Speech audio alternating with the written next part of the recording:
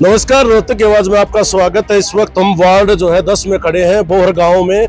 जो ज्योति बोर हैं, बीजेपी के प्रत्याशी हैं, उनके कार्यालय में हम मौजूद हैं। उनसे जो है बातचीत करेंगे और आपसे भी हम बातचीत करवाएंगे। उनका क्या विजन है, इसको लेकर जो है भारतीय जनता पार्टी ने उन पर विश्वास जताया है, उसको लेकर कैसा चल रहा है जी चुनाव? चुनाव बहुत अच्छा चल रहा है जी। अभी चुनाव के मात्र 3 दिन रहते हैं और पूरे जोश में हैं हम भी, और काफी आशीर्वाद प्यार मिल रहा है हमें वार्ड के लोगों से। जीत निश्चित है। हमने एक ही प्रत्याशी है, कांग्रेस का प्रत्याशी नहीं है। किस तरह का मुकाबला मान रहे हैं, किस तरह की चुनौती मान रहे हैं? मेरे जो अगेंस्ट है वो एक मनीषा है, निर्दलीय वो लड़ रहे हैं। आज से 20 दिन पहले उनको कोई भी नहीं जानता था गांव में। वो पिछले 20 दिन से जब से इलेक्शन में उतरे तभी से उनका कुछ नाम हुआ है। मैं मेजर हूँ, आर्मी से रिटायर्ड हूँ, मैंने देश की सेवा करी है। और रमेश जी 8 साल से बीजेपी में है और धरातल पर हमने काम किए हैं। तो मुकाबला मैं ज़्यादा नहीं मानती हूँ कि जो मौका मुझे शायद भगवान ने दिया, एक पोडियम दिया है, एक मंच दिया जिसके थ्रू मैं लोगों की सेवा कर पाऊंगी, तो ये बहुत अच्छा मौका है। और इससे मुझे लोगों का भी और भगवान का भी आशीर्वाद प्राप्त होगा।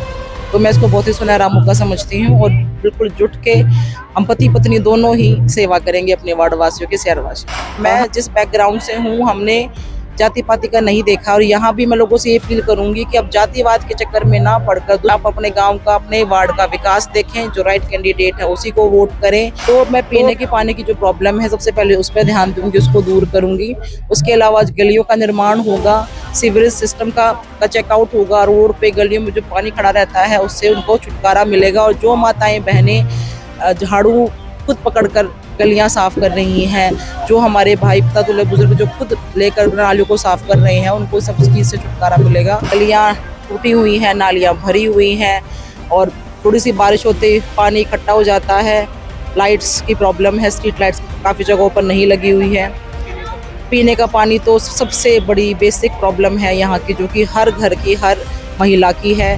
नमस्कार, रोहतक की आवाज में आपका स्वागत है। इस वक्त हम वार्ड जो है 10 में खड़े हैं, बोहर गांव में। जो ज्योति बोर हैं, बीजेपी के प्रत्याशी हैं, उनके कार्यालय में हम मौजूद हैं। उनसे जो है बातचीत करेंगे और आपसे भी हम बातचीत करवाएंगे। उनका क्या विजन है, इसको लेकर जो है भारतीय जनता पार्टी ने उन पर विश्वास जताया है, उसको लेकर भी हम जान लेते हैं और उनसे बात करवाते हैं। आपके नमस्कार जी मैडम, कैसा चल रहा है जी चुनाव? चुनाव बहुत अच्छा चल रहा है जी।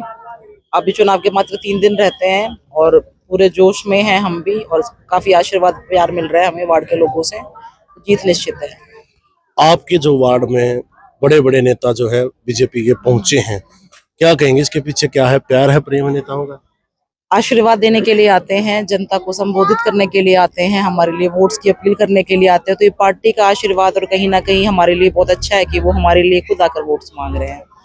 आपके वार्ड में आप प्रत्याशी और सामने एक ही प्रत्याशी है, कांग्रेस का प्रत्याशी नहीं है। किस तरह का मुकाबला मान रहे हैं, किस तरह की चुनौती मान रहे हैं? अब देखिए, पिछले 22 वार्डों में से सिर्फ इसी वार्ड में ऐसा है कि जहाँ पर कांग्रेस का कोई प्रत्याशी नहीं है। मेरे जो अगेंस्ट है वो एक मनीषा है, निर्दलीय वो लड़ रहे हैं। जो सुमित जी हैं, उनके हस्बैंड, और मनीषा जी, आज से 20 दिन पहले उनको कोई भी नहीं जानता था गांव में। वो पिछले 20 दिन से जब से इलेक्शन में उतरे तभी से उनका कुछ नाम हुआ है। जबकि इसके बजाय मैं मेजर हूँ, आर्मी से रिटायर्ड हूँ, मैंने देश की सेवा करी है। और रमेश जी 8 साल से बीजेपी में है और धरातल पर हमने काम किए हैं। तो मुकाबला मैं ज़्यादा नहीं मानती हूँ कि जो आजकल की जनता अवेयर है, जागरूक है, पढ़ी लिखी है, वो अपना नेता चुनना जानते हैं। उनको पता है कि कहाँ विकास होगा, वो वहीं पर वोट करेंगे। आप बोर गांव से हैं। बोर गांव जो है नगर निगम में आता है, गांव था, निगम में आया, समस्याएं बहुत ज्यादा थी। तो किन किन समस्याओं को देखते हैं और प्राथमिकता आप हल करवाने के लिए कोशिश करेंगे? मौका जनता देती है। देखिए, पिछले 12 साल से जो हमारा वार्ड है नगर निगम में है, पर आप वार्ड की हालत देखोगे तो आपको लगेगा नहीं कि 12 साल से नगर निगम में है। जो नगर निगम में सुविधाएं होनी चाहिए थी वो ज्यादातर यहाँ पर ना के बराबर ही हैं। गलियां टूटी हुई हैं, नालियां भरी हुई हैं और थोड़ी सी बारिश होते ही पानी इकट्ठा हो जाता है। लाइट्स की प्रॉब्लम है, स्ट्रीट लाइट्स काफी जगहों पर नहीं लगी हुई है। पीने का पानी तो सबसे बड़ी बेसिक प्रॉब्लम है यहाँ की, जो कि हर घर की, हर महिला की है। और खुद ही लोग अपनी गलियों की सफाई कर रहे हैं, नालियों की सफाइयाँ भी खुद ही कर रहे हैं। सफाई कर दी तो कोई कूड़ा उठाने नहीं आएगा। तो इस तरह की काफी समस्याएं वार्ड में है। ये तो गांव की बात कर रही हूँ। शहरों में, सेक्टरों में हम बोलते हैं कि सेक्टर में रह रहा भाई बहुत बढ़िया चल रहा होगा, वहाँ तो इससे भी बुरा हाल है। पार्कों में कोई मेंटेनेंस नहीं होती, सीवरेज का पानी इकट्ठा हो जाता है, अगर 2 बूंद गिर गई तो घुटनों तक पानी खड़ा हो जाएगा। तो वो लोग और ज्यादा परेशान है। तो अगर मुझे जनता ने मौका दिया, जैसे कि हमारे घोषणा पत्र में है, हम इन सब प्रॉब्लम्स का निपटारा करेंगे और अपने वार्ड का विकास करेंगे। ये कितना फर्क मानते हैं? एक तो आप अफसर थे, ऑर्डर करते थे, काम होते थे, एक आपने अफसर के पास अब जाना पड़ेगा। देखिए, मैंने जब रिटायरमेंट लिया तो मेरे बच्चे काफी छोटे थे, इस वजह से लिया था। और अब मैं भगवान को बोलती थी, कभी किसी को देखती थी दुखी परेशान, कि मुझे कोई मौका मिले कि मैं किसी का कर पाऊं। देखो, मौका मुझे शायद भगवान ने दिया, एक पोडियम दिया है, एक मंच दिया, जिसके थ्रू मैं लोगों की सेवा कर पाऊंगी, तो ये बहुत अच्छा मौका है और इससे मुझे लोगों का भी और भगवान का भी आशीर्वाद प्राप्त होगा। तो मैं इसको बहुत ही सुनहरा मौका समझती हूँ और बिल्कुल जुट के हम पति पत्नी दोनों ही सेवा करेंगे अपने वार्ड वासियों की, शहर वासियों की। तो आपके पति भी पिछला चुनाव लड़े थे, कितना लाभ मिलेगा? क्योंकि कुछ ही वोटों से वो रह गए थे। हमने जी पिछला चुनाव लड़ा था आज से 6 साल पहले, और उसमें मात्र हम 94 वोट से रह गए थे पीछे। और वो उसके प्रति भी पीछे भी राजनीति खेली गई थी जातिवाद की। और उसके बाद भी हम इलेक्शन हारने के बाद भी रमेश जी ने धरातल पर रहकर बहुत सारे काम करे हैं वार्ड के। हम कई बार गलियों में जाते तो बोलते हैं गलियां तो रमेश की बनाई हुई है, तो घुटनों तक पानी होता था। लाइट्स जो है, ज्यादातर लाइट्स जो गांव में लगी हुई है वो रमेश के द्वारा लगवाई हुई हैं। तो धरातल पर रहकर काम, इसके अलावा रमेश सामाजिक काम भी करते रहे हैं। किसी की पंचायत निपटाना है, किसी का छोटा मोटा काम और किसी तरीके का है, तो सामाजिक इंसान है, सामाजिक इंसान से लोग वैसे ही जुड़ जाते हैं, तो इसका हमें बहुत ज्यादा फायदा होगा। कहीं ना कहीं मैं तो देखो नया चेहरा हूँ, पर रमेश की वजह से मुझे उतना ही आदर, उतना ही सम्मान, उतना ही प्यार मिल रहा है, पार्टी की तरफ से भी और मेरे वार्ड वासियों की तरफ से भी। लोग मानते हैं जो पीछे गलती हुई या कमी रह गई आशीर्वाद देने में, जो लोग भरपूर मिला था लेकिन थोड़ा सा कमी रह गई, उसको पूरा कर देंगे जनता? क्या जनता, देखो हम गांव से पिछली बार भी 650 वोटों से जीत रहे थे, तो गांव वाले तो ये बोलते बेटा हमने तो पिछली बार भी जोर लगाया था, इस बार मैंने कहा डबल जोर लगाओ। जो एक आधा घर में सो गया था, नहीं गया, वो भी वोट दे के आओ। और अब सेक्टरों की तरफ से भी हमें बहुत, पिछली बार सेक्टरों से हम हारे थे, और सेक्टर वाले लोगों को भी अब समझ में आ गया है कि राइट कैंडिडेट को वोट करेंगे जो सबका विकास कराएगा। तो इस बार लोग काफी जागरूक हैं और वो श्योरली वोट करेंगे। तो क्या अपील करना चाहेंगे जनता से लास्ट में, कि ताकि कम समय बचा है जिसका आप नहीं पहुंच पाए या कोई मिला नहीं, उनको क्या अपील करना चाहेंगे पूरे वार्ड वासियों को? देखिए, हमने कोशिश करी है कि हम हर घर, हर इंसान तक पहुंच पाए। फिर भी अगर कोई कमी पेशी हमसे रह गई, अगर हम वहाँ पे नहीं पहुंच पाए हैं, तो मैं यही कहना चाहूंगी, 2 मार्च को इलेक्शन है जी। हम किसी स्कूल में, कॉलेज में पढ़ते, जॉब में जाते, हम वहाँ किसी की जाति नहीं पूछते कि आप किस जाति को, जॉब देने वाला किस जाति का है।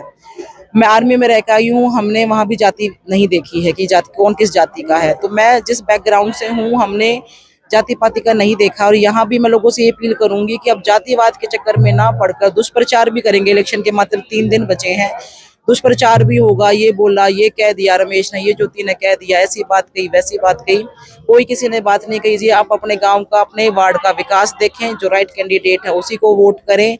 आप पढ़े लिखे समझदार जागरूक लोग हैं, राइट कैंडिडेट को वोट करें जो सबका साथ सबका विकास कराए। सरकार बीजेपी की सेंटर में भी है, हरियाणा में भी है, वार्ड में बनाए, ट्रिपल इंजन की सरकार होगी, सरकार के पास बहुत पैसा है। जो राइट कैंडिडेट होगा वो सही तरीके से अपनी भाजपा की गवर्नमेंट से पैसा लेकर आएगा और गांव का विकास कराएगा।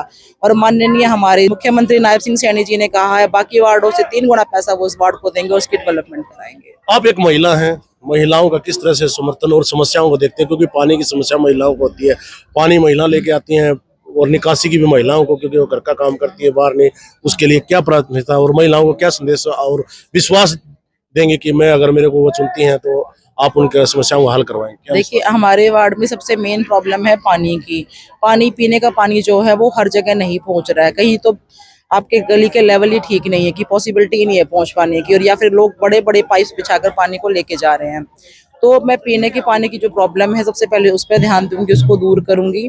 उसके अलावा गलियों का निर्माण होगा, सीवरेज सिस्टम का चेकआउट होगा, रोड पे गलियों में जो पानी खड़ा रहता है उससे उनको छुटकारा मिलेगा। और जो माताएं बहनें झाड़ू खुद पकड़कर गलियां साफ कर रही हैं, जो हमारे भाई पिता दूल्हे बुजुर्ग जो खुद लेकर नालियों को साफ कर रहे हैं, उनको सब चीज से छुटकारा मिलेगा। और ये सारे काम नगर निगम के अंडर आते हैं, सारे काम के लिए कर्मचारी आएंगे और वो काम करेंगे। चलो, बहुत बहुत धन्यवाद समय देने के लिए, क्योंकि आपका चुनावी बहुत व्यस्तता है, इसके लिए धन्यवाद आपका।